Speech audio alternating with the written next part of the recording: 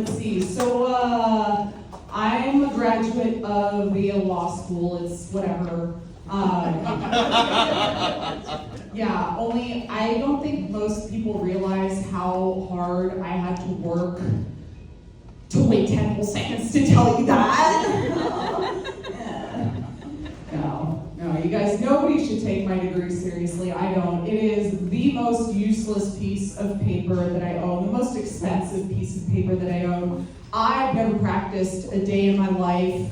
I left the law to go into tech, and then I left tech to become a full-time artist. I'm a painter. So it's like my entire career progression has just been the dream levels in Inception. Yeah. Except instead of Leonardo DiCaprio taking me deeper in my subconscious, it's really just me huffing paint in the corner, you know, like, I'm in limbo now! Yes, folks. It is a ridiculous institution, guys. Yale Law is the school that created Brett Kavanaugh, J.D. Vance, and Jenny Roberts, stand-up comedian. Okay, yes, and I guarantee you that out of all of those jabronis, I'm the only one that owns that I'm a professional clown. Yes. Nobody should even be taking the law seriously, okay? Because the entire legal profession is just a massive acid trip, okay? This is a real Supreme Court case, all right? In 1915, the United States government sued 267 boxes of macaroni for being mislabeled. They were impastas. Oh, yes! Sorry. Trying to elbow that one in. Yeah. And it was a little pasta grasso. Yeah, I know. That was the last one. I just had to top you off there. Yeah, I mean, it's a ridiculous institution, you guys. Like, when you go there, they're always very careful to call it the Yale Law School, like an NFL lineup. Right? You guys watch football, you know what I'm talking about, right? Like, the Ohio State University, the U will never escape the student loan debt. Your immigrant brother will never be proud of you, even though you graduated from Yale Law.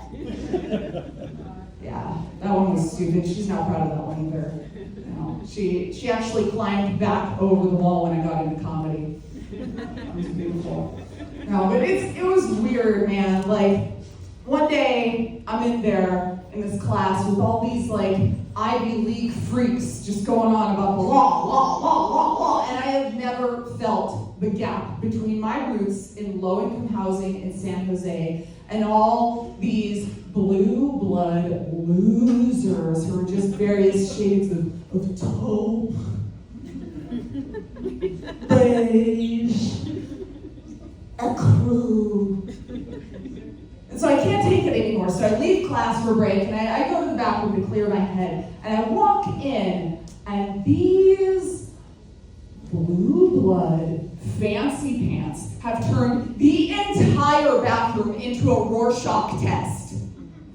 Oh yeah, it's like Joey just took his pee pad in there and just like, you know. So I'm like looking at the stalls, like, oh yeah, that one's a butterfly. Oh yeah, that one is my generational trauma. Oh, that one's the apocalypse. Yeah, I'm thinking like, what is going on, right? This is the Yale Law School. These are future Supreme Court justices, guardians of our democracy. And on every single commode, someone has done an absolute paint job. Which may have influenced my decision to pursue art. And I mean, like, just for reference, like, the bathrooms here at Tommy T's are on point, okay? Like, I would trust, you know, like, I would trust you all with the future of our democracy. Okay, I may have seen a few little, like, crumblies in there about, you know, fine. You know, nobody's perfect. But I feel like the ladies are all going to get what I'm talking about here. You know that ethical dilemma we all face where you can either ovary up and sit down so that everything is contained, or you can hover like a sociopath. Oh, yeah, you know exactly what I'm talking about, right? Because if you do the hover and splatter thing, if you bust out your summer sprinkler like you're running through the Whammo water wiggler, all right, you hover and splatter, you're just going to force everybody else to splatter, and then it's splash, splash, splash in the Yale submarine. And who's going to be the one that takes a lot of toilet paper, takes one for the team, and does a reset? Nobody at the Yale Law School. Because these people are disgusting. They're animals. They're sick. So here's what I do. Step 1, I piss in the sink and then I leave. Yeah. Step 2, I email the entire law school about how the bathroom is not the place to test out Ronald Reagan's trickle-down theory. People lost it. The entire law school had to weigh in the case of Tinkle versus green apple splatters. And I guess the verbal diarrhea was a little bit too much for people because somebody ratted me out to the media. Yeah, but it's okay, folks, because that just backfired like a tampon filled with hot dogs. Oh yeah, folks, when you get home tonight, little research project, look up Yale Law School prissy potty puddles on Above the Law, and you will see now that my entire skibbity toilet storm is living on the internet forever. Yes, clap for that. You may. You're very welcome. Yes, ridiculous institution. So first, a rival potty analyst had to float their turn theory. They said that the toilet water was actually toilet blowback.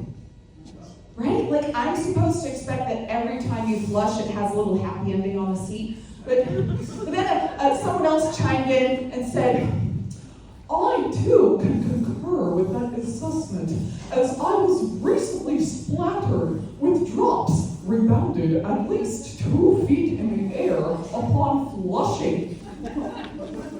Okay, what?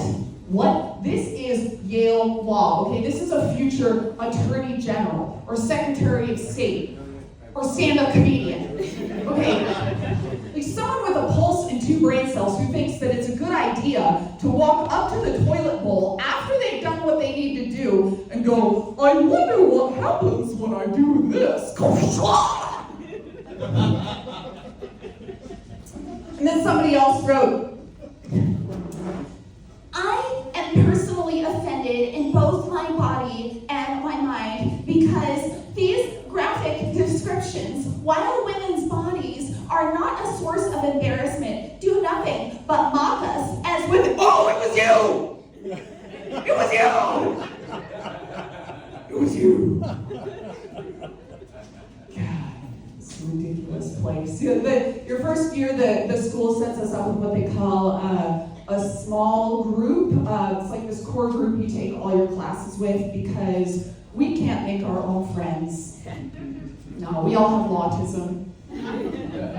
And my small group professor was this lovely woman called Amy Chua. We were the Chua pets.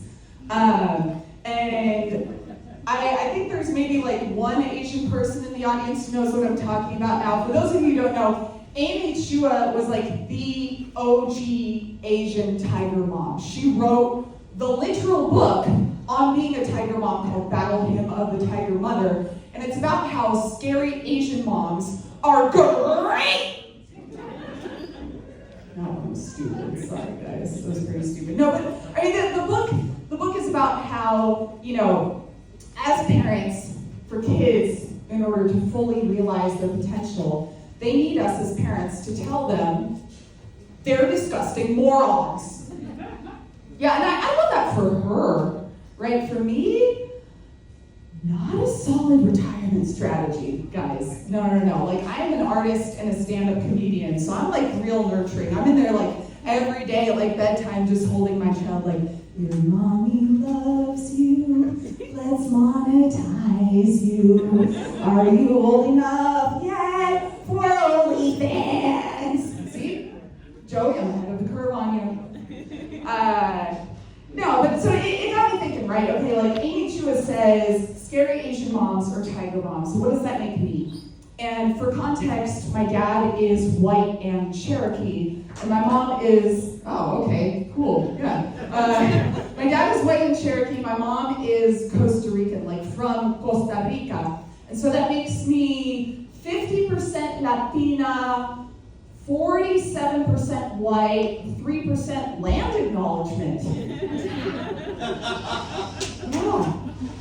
Yeah, and it's weird being mixed, right? Because I'm always insisting on my identity. I kind of get it, right? Like, my name is Jenny Roberts. I look whiter than Walmart. But at only 47% white, I am less white than Drake. So I mean, like, most of what I am is Costa Rican. I am Costa Rican. I identify as a snow Latina. So Amy Chua says, scary Asian moms or tiger moms. Me, I'm Costa Rican. Does that make me a sloth mom? Like,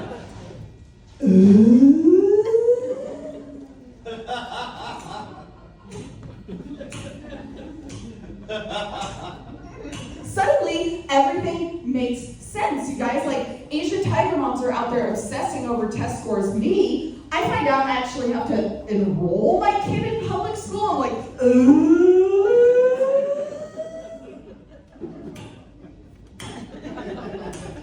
It makes all the sense, right? Like, the other day, my daughter runs up to me and she's like, Mama, when you leave the garden shed, why do you always smell like burning skunk? And I'm like, It makes all the sense, you guys. Sloths are solitary animals. Me, I don't care about the PTA meetings, I don't care about the parents' chat. I just want to be left alone in my jungle, burn a little skunk, grow some moss in my fur, and then my sloth kid is off playing by herself in the jungle, and then she runs up to me like, look, Mama, I found a python! And I'm like, that's nice, honey, what did you go play jungle? So I was thinking about this, Amy Chua, tiger moms, me, sloth mom, until I remembered that when he went to Yale Law, J.D. Vance also studied with Amy Chua. Yeah, she coached him on that memoir he wrote. You guys know what I'm talking about? That memoir, what was it called? Hillbilly? No, I'm pretty sure it's called J.D. Vance, History of the Mold in My Folds. What if she did that? She had to do that. She had to coach him because she knew all I'd ever used my law degree for is rolling joints. Okay? Maybe this makes me the antimatter to J.D. Vance, guys. The Justin Baldoni to his Blake Lively. The Dr. Fauci to his COVID. Folks, my name is Jenny Roberts. Let's give it up for your wonderful